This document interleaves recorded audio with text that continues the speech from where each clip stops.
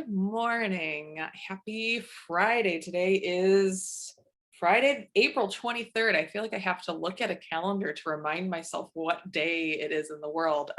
So welcome. It's good to be here with you. My name is Jess Jones. I am the Center Director with the Coffer Resource Center based here in Chicago, Illinois. The Coffer Center exists to support union professionals in the pursuit of work, specifically and predominantly in performance industry. And we are very happy to be with you today. A little bit about us before we get started. You can stay tuned for programs such as these. If you are interested in staying part of this series or other events and programs that we host, we want to make sure that you stay tuned in and plugged into events as they're announced. The best ways to do that are two. One, you can get our newsletter delivered right to your inbox. Do that by going to our website, Coffer Center Chicago, and go right down to the bottom middle button, the Coffer headliner. You could subscribe there and you'll get our communications delivered right to your inbox for RSVP so that we can have you tuned in for future events. The other way you can do this, if you're feeling a little more social, is to follow us on social media. You can follow us on social platforms at Coffer Center. We post RSVP links, photos from events, and other information there. And dialogue with our community in that space as well. So if you'd like to be part of our community in any capacity, we invite you to stay plugged in and stay tuned so we can have you with us for a future event. Today you're with us for SoundCheck with Dr. Greta Pope, which has been such a wonderful series to have in this space over the last number of weeks here on Friday mornings. It's like a warm hug of a way to go into the weekend, just sitting down and listening to conversations with performers and friends in our community and hearing what they've been up to and where they've been and what they're doing now. So without further ado, I'm going to invite my friend Dr. Greta Pope to the conversation. Good Friday morning to you, Greta. How are you doing this morning? I know you said just before we came live that you've been Zooming since like 8 o'clock today, huh? Yes, I have. Good morning, Jess. Good morning, everyone. Yes, I have been Zooming. I've been in a board meeting since early this morning. I said, I gotta go, and I click, and here I am on another meeting. So I think there is some level of stress related to not, in the old days, pre-pandemic, we would prepare ourselves. We would, do our hair, you put on your beautiful outfit, you get in your car, you go wherever it is that you're going to have your meeting. So you have some kind of time to kind of regroup and settle in. With this world that we live in now, I mean, we're going from one meeting to the next, and just gathering all of your materials. And I mean, it's a little stressful. It's a little stressful. I need to find this article. There was an article that came into my feed at some point this week that was talking about just, how there had been such a culture of trying to separate your work and your life, and how that culture has been blown apart because there is no leaving, right? So like everything is kind of this homogenous mass of the same thing. Yeah. I think most people that I've been attending things like this with at this point know my children because again, there's just like zero separation. You know what I mean? Right. I love that phrase. There is no leaving. There's no leaving, right? It's just this continuous flow of, but I think for me, at least this has been kind of a separate time this is kind of like a bookend of my week now that we've done this on Fridays. It's been a nice thing also because it kind of helps me wrap my head around where we're at in the week. To sit down on a Friday, to be part of a conversation. And I was thinking about this as I got ready. It's like, this is the one time of the week that I put on makeup now. So like, I've joked about it before. I'm like, this is how I really show up. Like I show up for Greta's talks. Everyone else sees the other stuff, but on Fridays we wear makeup. So yeah, it's whatever helps your head, I guess, That's right. SoundCheck launches us into the weekend, which is so nice. It does. Yes. Well, without taking up any more air in the conversation, I want to leave plenty of time for you guys to chat so that I can listen to your conversation. So without further ado, Greta, I leave it to you. Wonderful. Thank you so much, Jess. Hey there, and welcome to SoundCheck. I'm Dr. Greta Pope, and I'm so excited to have this opportunity to visit with creatives from a variety of disciplines about their professional journey. We are in the midst of a pandemic that has changed all of our lives and the ways in which we work. We will use this forum to share our thoughts, feelings, and best practices for surviving this challenging time. Today, we have a very interesting lady with us. She and her family have been involved in some of the great music of the 20th century. Our guest is Eibur Stepney. Eibur has a wonderful history. Her professional career began at Chicago's Chess Records at the age of 8, recording children's vocals with, get this, Ramsey Lewis and the late Minnie Riperton. She worked with her father, who was a producer. He was the late Charles Stepney. Now, if you guys don't know who he is, you're getting ready to find out and you will be blown away. It's pretty fantastic. Eibur moved on to singing commercial jingles at 15 years of age for Burrell Advertising, again, where her father was a producer. Eibur is a voiceover artist and actress. She is also a songwriter. I am so excited to have Eibur with us today. Let's welcome Eibur Stepney-Manuel. Thanks for joining us today, Eibur. Hi, everybody. It's so good to see you. I'm so excited to have you with us. It's so exciting. And people are going to just love your story. You know, you are such a humble person. People have no idea. People have no idea of your background and your history. So we're going to talk a little bit about that today. So let's go back to the beginning. Tell us what it was like growing up with a legendary producer father. He was a writer, an arranger, and producer for Earth, Wind, and Fire. How exciting. Tell us about it. It is exciting. So he was amazing. He began, as you said, at Chess Records in his professional recording career. But of course, he was a musician, you know, before he started that. He was a jazz musician.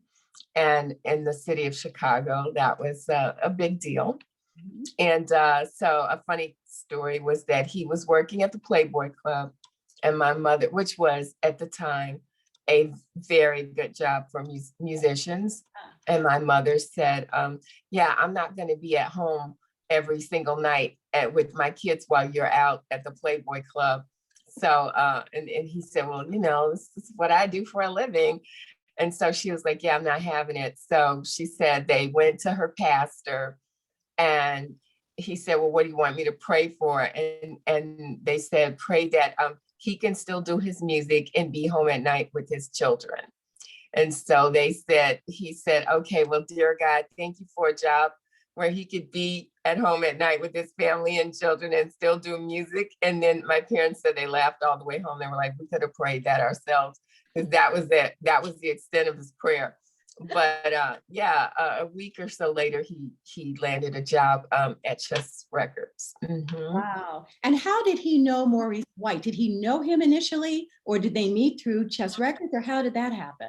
So this is really interesting, because me and my sisters are putting together something really special. It may take a while, because you'd be surprised at how many people are connected in the industry. So, and they kind of came from, you know, those hubs, right? Yeah, Maurice was the staff musician at Chess Records, as well as a member of the Ramsey Lewis trio, who my father also produced for. Right. So they go way, way back. As a matter of fact, Maurice tried to get my father to leave. He was also good friends with, if you remember, a saxophone player. And so anyway, all these people tried to get my father to leave. He was a diehard Chicagoan. He had no interest in going anywhere ever. But he did spend, of course, he ended up spending a lot of time, you know, in Los Angeles, but he definitely didn't want to make it his permanent home. But Maurice begged him to go when he first left. Yeah, wow. And my dad was like, no, I'm not leaving. Yeah. That is wonderful history. And for those of you that don't know, Maurice White was the founder of Earth, Wind, and Fire. And Verdine White, who is currently with Earth, Wind, and Fire, who you probably would recognize with the long hair, he's the bass player, was Maurice's father. So, you know, just really, really great, rich history there. That is just fantastic. So, Yeah. So tell me what it was like for you to record at Chess Records as such a little girl. I mean, it was such an important Chicago recording label, produced a lot of great music. Tell us about your memories of that. I mean, that must have been like the coolest thing. It was, they were nice. Everybody's pretty laid back. They just, I'm not gonna say that being a diva wasn't a thing. I don't know if it was a thing or not, but the people that I was around, it didn't appear to be a thing to me. So Yeah. everybody was very laid back. And of course, it's a record company. So my dad literally worked 9 to 5. He literally wore a shirt and tie. And I don't know if he wore a tie, but I think he did wear a tie, actually. A shirt and tie. He worked very long hours, because when he came home, he was still working. Wow. And they would come to the house all the time. His friends, the Dales he worked with, and Terry Collier, Minnie Ripperton, they started the Rotary Connection Band there. Maurice White, and then, Satterfield and Don Myrick, they had been originally, I believe, a part of the Pharaohs, right? Do you remember the Pharaohs? Well, this really, really goes way back. Like, they probably recorded that before I was born, but maybe not that long. But yeah, the Pharaohs. These people go way back. And so they all knew each other, and it was pretty family-like environment to me. So I remember my mother would dress us up. She liked to put on matching dresses. And then we would just pretty much sit on the couches, and I'm sure that everybody was on their best behavior because there were little girls in the room, right? Yeah. And so we would just sit on the couches, and everybody would just say, "Oh, the girls are here." Like, it really was pretty common because they were just really, really hardworking musicians, very, very, very serious people. Yeah. And about their craft, right? And then my father was super hardworking. So if you were working with him, if you hadn't been hardworking before, you were now. And so he didn't really allow a lot of shenanigans on his set. So I know that he was kind of famous for not being a fan of, no shenanigans. Everybody come in professionally. Even as a vocalist, I don't like to have to record too early in the morning, but I know that he did require people to be a voice early in the morning. So yeah, nothing much, and we were used to microphones and things like that because he had them, at home. And he recorded with us. So my sister's kind of the lead person on some of the family archiving stuff, but I think you may hear some of that. I think it'll be a lot of fun to hear the things that he recorded with me and my sisters as children with full orchestra, because he would put us on the full orchestra tracks. That is fantastic. What a treasure. What wonderful memories. And the fact that you have these recordings still, what a treasure for you and for your family. It's fantastic. Yeah, we're working with a celebrity. I don't know if I could talk about it now, but she helped us to archive my father's music. So that'll be, if I can't talk about it now, I know this summer you'll know all about it. So we can chat again if you like, because it's very exciting. And we're really grateful to her. She also is from a famous celebrity family, and we're really grateful to her. Oh, that's exciting. Well, I can't wait to hear all about it in the summer when it comes out. That's exciting. I can't wait to tell you. It is exciting. Yeah. So tell us about your performance experiences with Ramsey Lewis and Minnie Ripperton and the emotions. You sang with them? So, so I was a little girl. Let me see. We did this song called Memory Band. And there's a sitar sample on it that's actually quite famous in the hip hop world. And we're the children on the beginning, and we do the la-las. And my father originally did it with Ramsey. It was it was a children's song. Basically, he had us singing the la-las and Minnie Riperton, of course, doing the high notes on Wow, there. that is Yeah. exciting. And did you realize at that time what a big deal those performances were? I mean, did you realize what a big deal these people were? Mm. No, they No. were really like Minnie was a very nice person. She was, she kind of got that, well, she had that ethereal quality Yeah. Mhm. and she was always like that. So it's kind of like being with, the fairy Yeah. princess. Wow, She that's really was very much like that. And Ramsey, me and my sister were just talking about him yesterday. He is one of the most gracious, personable yes. men that, I've elegant men that you've ever want to meet, but very gracious and very personable. Yeah. Like I said, they were very nice people. So, and then we were used to seeing them at our house. So we knew that being on the mic was different, but we visited the studio with my dad. So he was like, I want you all to do the live. No, we didn't think a lot about it. We were Wow. That is very young. cool. That's very Yeah. cool. Yeah. So you did a lot of commercial jingles with the Burrell Advertising Agency, which is one of the first Black advertising agencies doing work for major American corporations. Tell us what that was like.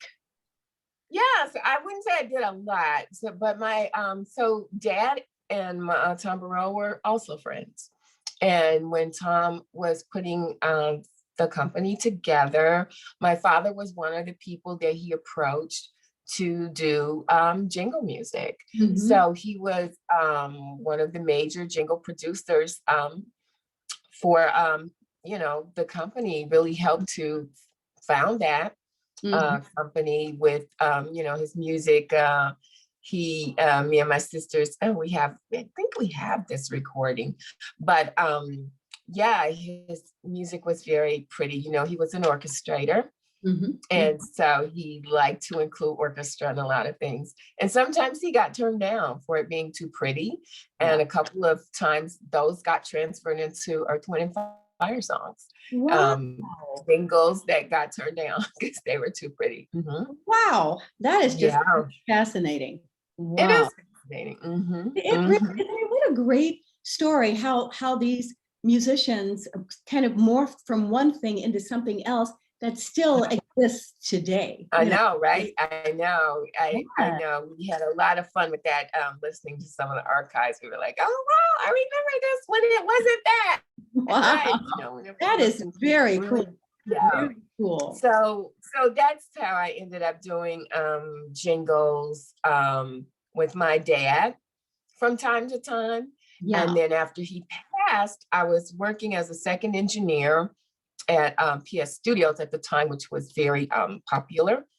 And sometimes I would do background vocals for this producer named Chuck Colbert. And so he says, so when I get, work out, I'll put you on it. And he did. And it was with the Emotions, which was so exciting. Of course, I did know the Emotions from, that work with my dad, but it's a whole nother level too. Actually, now that I was impressed with because, because they were like huge to me before. Right. It came along later. They came along a little later so that you had an understanding more of what the whole celebrity music business was about. Yeah, of course, right. And I'm older and I'm a huge fan. And Chuck is like, I got this work for you. It was a long, long, long day. We had a lot of fun, but and they were so sweet, and they were and they were like, oh, Eibur do this, and Eibur was like, what? Okay. Yeah, I can do that. Yeah, okay. If you say so, I was at an event, and the producer of the video kept saying to me, and Wanda kept saying, "Where's Eibur?" And Eibur did this, and Eibur, and I was like, "What? What is she talking about? Why would Wanda be saying that?" And then she said, "Because she said she worked with you," and I was like, I did. I worked with Wanda. I remember. Yeah, Oh, so that's that was great. a lot of fun. Very sweet ladies. That's great. That's great. So for our listeners, Eibur and I have discovered that our children know each Mhm. other. And Yeah, it's this morning. interesting. Yeah, we discovered that this morning. My son worked as a road manager for Earth, Wind, and Fire after his Mhm. college graduation, up Mhm. through the time that he started in law school, and then some, also after he started in law school. Mhm. And Yeah.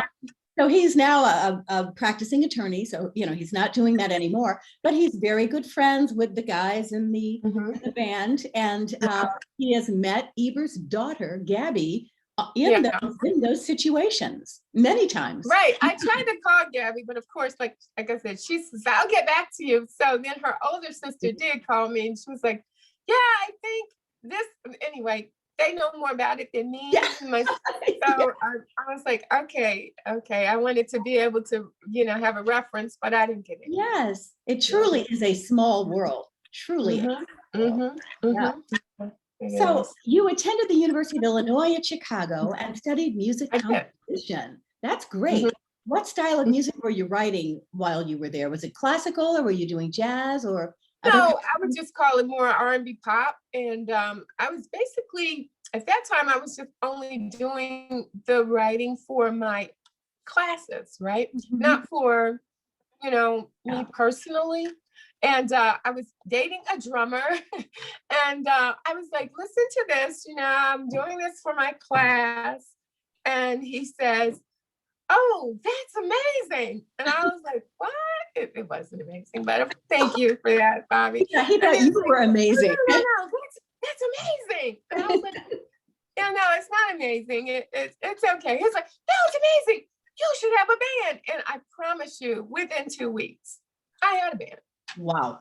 Yeah. And he was part of it, of course. No, of course, he put technically speaking, it was his band. So interesting story because literally his cousin, I don't know if you remember, Daryl Cameron is Captain Sky. His cousin was Captain Sky, and Captain Sky had his hit album, and they literally took my band from me and went on the road. Yeah. Gee. I Wow. know. Right. And Oh, I'm I like, never. and whenever I say, do you remember? And they all go, oh, I think we may have been high. I'm like, Oh, gee. so now I can't even boy. fuss at anybody because they go, I don't really remember that either. Right. I didn't. So, yeah, Oh, but yeah, no, they remember. But yeah, that's what happened to my band. It actually transformed into somebody else's. Wow, that's funny. band. That's funny. So when did you make the decision to pursue entertainment as a career as an adult? I mean, was there ever any thought that you Oh, so might like to do another there was a friend of mine who was a jingle singer, and he had a friend, and she's gonna be like, this keeps coming up. She doesn't remember, but he had a friend named Bonnie DeShawn, who is a local celebrity here. Mhm. So every time she would come to my house, she would say, you're so funny, you should be an actress. So the first couple of times I went, yeah, okay, well, I would like to do that. But I really did want to do it, right? Mhm. And I thought that you had to go to LA, to do it. And I was like, oh. And I think the third time that she said it, and I asked her a few questions because she was a full-time actress. And I said, so you're a full-time actress, and how are you doing this? And you support yourself? And she was like, yeah. So I said, okay. And literally saw an advertisement for an audition at the time was X-Bag. So I got to be a part of X-Bag's very last show. Wow. Very last show. I went and I auditioned and I got the lead role. Wow. And I know, it was the very last show. And they played to standing room only. We went over for several weeks. So people would know, but this was like akin to New York's Harlem Theater. Right. Yeah. And it was so funny because my mom said to me, why didn't you tell me you were in the show? Of course, I told my mother. My mother was a visual artist. So she was also always very, very busy. Yeah. And when you grow up with a artists, they don't know what you're doing. They don't care. As long as you're busy, you're getting good grades, making them look good and doing what they say. They were like, so she was like, you didn't tell me. I was like, I did tell you, Mom. And she was like, what did I say? I said, and you said, oh, you were on the phone and you were like, I don't know what that girl's doing. She's always doing something. So it turned out, though, that all her friends had, subscriptions to the theater, and they were all calling, going, you didn't tell me Eva was an actress. So it was a lot of fun. She's like, I'm coming. I'm bringing a whole bunch of people. So I was like, okay, Mom. So yeah, that's how I got started. And then they referred me to on-camera work. So when people would request, actors, because at the time the agencies weren't as big and they certainly weren't very diverse. And so when they wanted Black actresses, they would have to call Black theater. And they are the ones that referred me to the on-camera work. Literally, that's how I got into wonderful. it. That is wonderful. Yeah. Wow.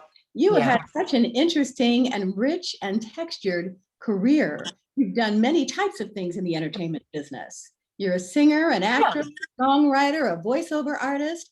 You are a Renaissance woman. What is I don't think of myself that way. Well, I do. I do. What is your favorite area? I tell you what. What's your favorite area of work? Wow, that's a really good question.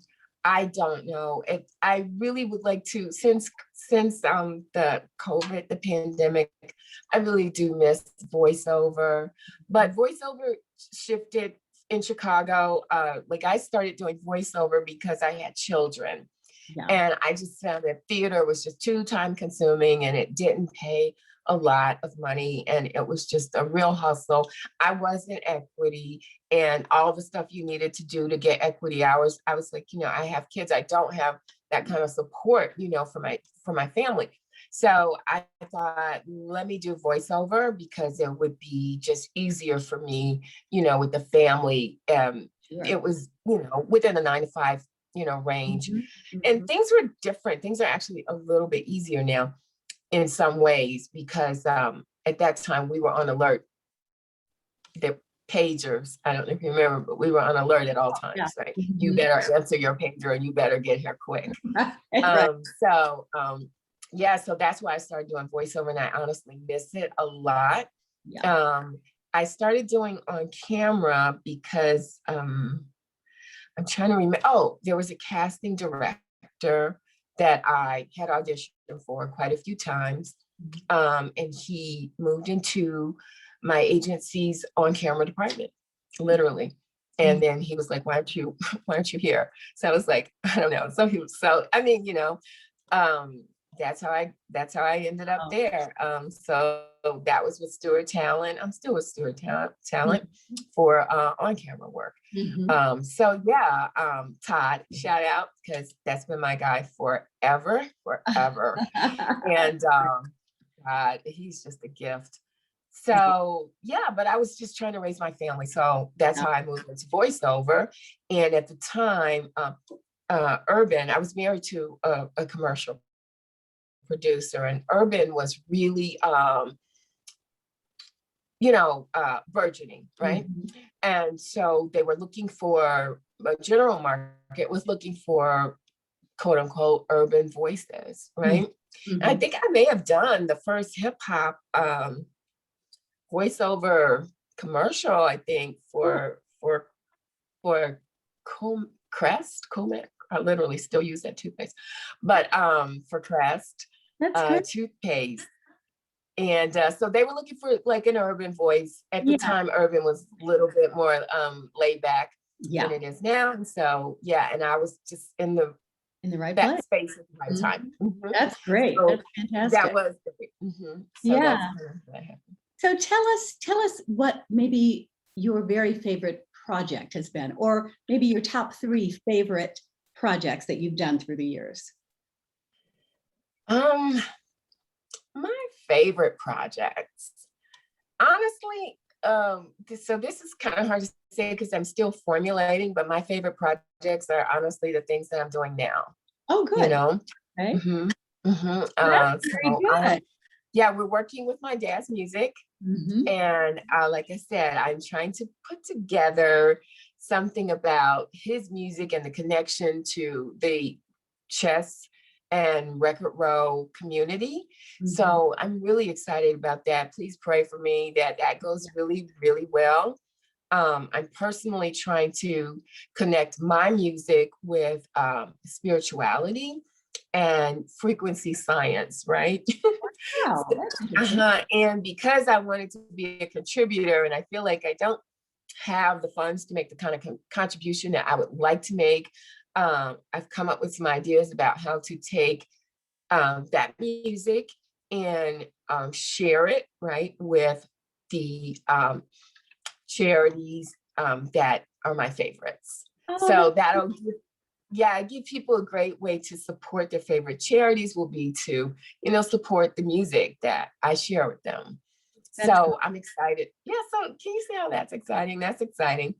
mhm. Because when I look back, I don't know like what my favorite thing, I mean, the emotions, I want to say that's my one of my favorites, but of course I forgot about it until somebody else brought it up. That's okay. It's nice to But just remember. It's nice to think back and remember. Yeah. well, so here's the thing, especially for this particular kind of interview. I was telling my sister this morning, there was a lady on a cable program, I believe it was an infomercial. And I remember she said, like, whatever you do as a mother, try to hold on to a piece of yourself. And so I fought for that. And I wanted to just, well, I was like, well, I don't think I'm such a Renaissance woman, but I wanted to do more things with my career, Mhm. but I had to balance work Yep. and family. Yeah. And so the most exciting thing for me in my whole creative life was every time I did something creative, I felt good. I Mhm. do. I mean, like if I'm doing an audition, I don't really like the whole way we audition for pandemic because I don't really want to be the camera person. And, I just want to focus on my lines. I think that I'm a good actor. And but I do need to focus on it, right? Yeah. Uh, there's an art to, creating a character, and Yeah. I think I'm good at that. Yeah. And I'd like to be left to do that, right? Yeah. But I don't care if it is just an audition or like sometimes a friend of mine, I would do background vocals with her for this guy, and we would do summer festivals. There's tons of festivals here in Chicago, right? That was fine with me. I just wanted to remain creative, Yes. throughout my life. And a lot of times people would say, well, where's your album? Where's your this, that, and the other? I was like, life is going by so quickly. Yeah. I am so busy with these children. Yeah. I, and I would be trying to pull the pieces together, but I will tell you something. In this age where we are all focusing on gratitude, I have always been grateful for every scrap of creativity that has come my way. Yes. It's just like I don't look at well, I do like money. So I do really like receiving my checks. I'm not gonna lie. A high point is my check, Yeah. right? My check in the mail. But what I'm saying is in terms of projects, I Yeah. really just try to relish and enjoy every project and every moment. Yeah. If I'm writing a song, like at night, and I haven't really been, I have sinus issues. So sometimes at night I don't get the work done that I like to do, but I do sit and say, you know what, I'm going to write another line here, or I'm going to fiddle with this instrument, or I'm going to learn something new about how to produce this. To me, that is a whole life that is good and creative. And the highlight of my day then when I go to bed at night is, hey, I did that. That's right. That's right. I think that's true for so many creative people. We do it because we love it. Yes, it's great when you make money from it, but at the end of the day, the crux of it is that you love the work itself. And what a great thing to be able to live your life doing the work that you love. I mean, that, you can't beat that. You really can't. And these days people have so many options. And Yeah. that's what I'm doing now, is trying to explore, okay, there's so many options. What's good for me? Right. That's wonderful. That's wonderful. Yeah. So tell me what a typical day was like for you before the pandemic began. How did you spend your days? Before the pandemic, no, not doing much of anything, but kind of wringing my hands out. Okay. I was living in Pilsen, and I didn't have a car. My car had gotten old, and I let it go because there was never any place to park. Yeah. And one of the highlights was that I would rent luxury cars to go to work, because they were always parked on my block. Oh. And since I didn't have a new car, it was a lot of fun to drive this luxury car. And the parking lot where you leave it would be like across the street from my agency, where I would get out. And Perfect. I know that sounds silly, but like, that's kind of what I was like, oh, I get to go to work. Oh, I get to drive a luxury car. Oh. That's great. Yeah. And, songwriting, which is pretty much the flow, right? I look for the flow. Yeah. Because I'm not a songwriter professionally yet. I don't think. I only say I don't think, because somebody may say, oh, don't you remember when you did this? And that could happen. Yeah. That really could happen. But at the moment, I don't remember having done, well, my idea of being a professional songwriter, but I continue to write. Yeah. And, you have a very high bar. You have a very high bar for what your thought of being a professional songwriter is. I'm sure that you are a professional songwriter. That occurred to me. That did occur to me, because my bar was always like, what my dad did. Yeah. And so, yeah, for me, because I remember once I was doing a demo, and I said to someone, oh, can't you do this and can't you do that? And they were like, no, it's not a 32-track studio. And I was like, oh, okay, right. Okay. So yeah, the bar is probably higher, but I enjoy it. It doesn't matter. Things are so different now. There's so much more opportunity, until I'm honestly kind of, I have to grab a piece of paper, because as I start doing work, it starts expanding immediately on what's possible with just this one piece of work. Yeah. And like I said, oh, wow, I could make this part of my contribution, right? So I'm excited about those things. Absolutely. Yeah. Go ahead. Yeah. Well, there's people doing wonderful things, and that's an easy way. Intellectual property is an amazing thing, and that's an easy way to share with and without having to do a whole irrevocable trust where you're leaving stuff to, you can literally share your intellectual property or a piece of it with, the things that you find most meaningful to you. Yeah. So I'm excited about doing that. That's great. As a songwriter. Yeah. So how have things changed for you during the pandemic? How, what do your days look like? How have you been spending your days during the lockdown? I have spent my days learning more about myself and how to care for myself. I thought I knew, but of course this raises the bar on your health care, right?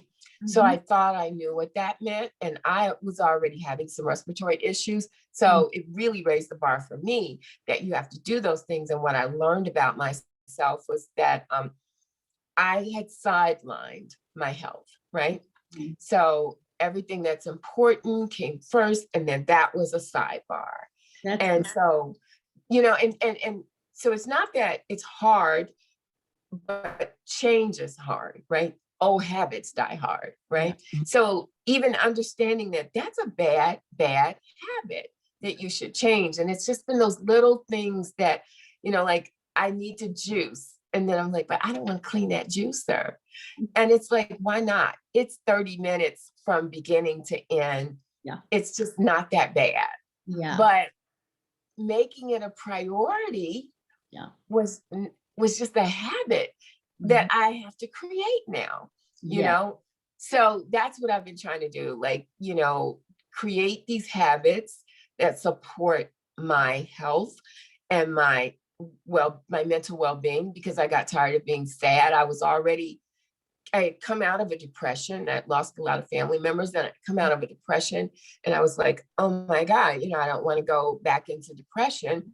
So now I have to prioritize managing my mental state. I really hate that, right? I really hate those, that I hate that I'm not at a level of emotional frequency that is natural, but that I have to catch myself and say, okay, this is what we're going to do. We're going to maintain this frequency. We're going to keep it high no matter what, because it's for your well-being.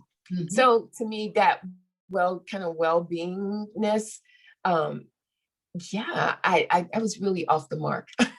Yeah, but that is really wonderful. It's wonderful that you've used this kind of more laid back time to address some of those kinds of things. I mean, that's huge. I don't, many people haven't used their time so well. So I think that's fantastic.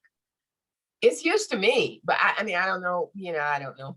I don't know if it's huge to anyone else, but I could not believe, I still am working so hard. I'm like, I cannot believe, the discovery that I'm having of, but I think that women do this. And I think that women with children especially do this, where we just sideline so much of ourselves, and any little scrap that we get in this, I'm so grateful. I did that. That's but right. How come I can't be center stage, right? That's right. And then once your children grow up, then you are kind of center stage, and you're thinking, oh my gosh, what do I do now? Who am I? What are my lines? Where's my mark? Where's my spotlight? Right. Ready for my close-up, but you're not ready for your close-up, right? Right. That's right. That's right. Yeah, so when things open up, what is the first thing you want to do? What's the thing you think, oh, I would love to do blah, blah, blah? Honestly, I would just like to get on a boat that goes everywhere. They have those, I can't say that that's what I'll be doing. I may be in a RV that goes everywhere, but I'd like to be on a boat. Yeah, have you seen those? So they have these boats, and there's like 3 or 4 of them. You can live on them, and they go all over the world. And then when you've seen all that's in this part of the world, you can get off and get on another boat and go all over that part of the world. And honestly, that's what I want to do. And then I have a dream of a yacht that doesn't look like a yacht. Cool. Not saying that I could afford a yacht, people, but I have a dream, and this yacht looks like a houseboat, but it's a yacht. Wow. Right? I know that's a crazy dream, but look, I'm like, why not? Crazy. Yeah, why not? Why not? Very likely it would happen for you, and it would be wonderful. Call me. Well, here's what has changed for me. I never thought of myself as a producer or a writer, but I really want to write science fiction because I love sci-fi. Oh. It's one of my passions. And I was in a writing class, and this guy said, you kept taking this to sci-fi. And I was like, what? He was like, you kept taking this to sci-fi. I was like, I didn't. He said, you did. You time traveled. That was your solution. So I was like, oh, that's sci-fi, right? So I was like, oh, I could never do that. I could never do that. And he says, why can't you do that? Yeah. And I was like, oh, I don't know. So, that is one thing that the pandemic did really kind of help me to expand in terms of seeing myself as a behind the scenes person in some projects in terms of writing and producing. And I'm thinking, I wish, because I want to see things on TV that aren't there. Yeah. And I was like, oh, that's I should do that. That's right. So, you can make this stuff be there on TV. That's fantastic. That is fantastic. So that's a dream of but basically just traveling across the country. Is something I've wanted to do for 10 years. Is get in an RV and just go. And now that I know that there's boats that go all over the world, I want to do that too. Fabulous. That's fabulous. Well, call me. We'll put together a little group of ladies and do that. How fun. I am in. Count me in. Yeah. Jess, I'm going to call Jess back. Jess may want to do this with us. Yes, let's go. After the pandemic. As soon as you said my name, I was like, is she inviting me on the boat? Yes. Yes. I hope I get to come on a boat. Yes. Right. Man, Exactly. that You get sounds your own lovely. you get a little apartment. It's yours. I love it. Yeah, That's that's great. awesome. That's great. Eibur, I want to thank you for joining us today. Jess may have some questions Yeah. for you, but I just want to Okay. say thank you so much for taking your time to join us. What an interesting conversation. Thank you. You Thank guys- you. I hope it was. Thanks, Greta. You guys were fantastic. I don't have anything. I think you guys covered it. It was such a lovely talk. And Eibur, thank you for making the time this morning. It was so wonderful to listen to you today. Absolutely. Such Yeah. an interesting lady and so humble. That's, I think that is a lovely thing about you is that, you have such a history, but you're not like out tooting your horn. You're just a lovely woman. It's great. It's great. Thank you. Thank you. I was having this talk with someone doing an audition in a scene, and we were talking about a character in the scene and how that kid is of the age where they start to realize like what the differences in families are. And I was thinking about that when I was listening. I was like, man, all the things that you grew up around that was just your experience. Yeah. And when you come to a certain age and you realize, oh, this is my unique world, that not everyone has this experience that I have. Like not everyone is exposed to, what I'm exposed to, or like takes for granted that these types of things are normal to me just because of the environment I'm in. And I was just thinking about that as you're talking. I'm like, I think about this too when I see performers with their kids like in green rooms and things like this. Like what an interesting world that child is exposed to just in proximity to their parent. I'm thinking the culture that you came up in and how great that is as far as like a framework. Yeah. Well, I would really like to give my parents credit for this. My parents treated everyone the same. Mhm. So it didn't matter who you were or where you came from. Everyone was treated the same. And so I think that the experience wasn't as much as, maybe what people would consider like a celebrity lifestyle. But I think our greatest experience was that we were exposed to all sorts of people and everyone was treated equally, no matter who you were, what walk of life, what you did in life. And, everybody is really pretty interesting when you really get to know everybody else's story. Everyone has a story and people are interesting. And it doesn't. So, I mean, that's how I was taught to look at it, right? Mhm. To like understand the value and the beauty and the interest in everyone, no matter who they were. So, yeah, I think so. I mean, people say that it's like, oh, you're unpretentious. I'm like, I don't know that I am, but I do know that I do love like just meeting all types of people. Yeah. That's great. Yeah. That's great. We got a question from Val. Val's asking, are you and your family planning any performance work together? We not really. I think me and my daughters are working on some music together. Gabby is actually a really great musician, and Brandis is a great vocalist and actress and a wonderful dancer choreographer. Wow. So we are working on some music, which is they're waiting on me, right, to do my part. But yeah, we're working on some music together. I don't know about me and my sisters, but we do have some projects in the work that I probably can't talk about yet. With the local Chicago record company, I think maybe I could talk about that part. It's called International Anthem, and it's a local Chicago record company.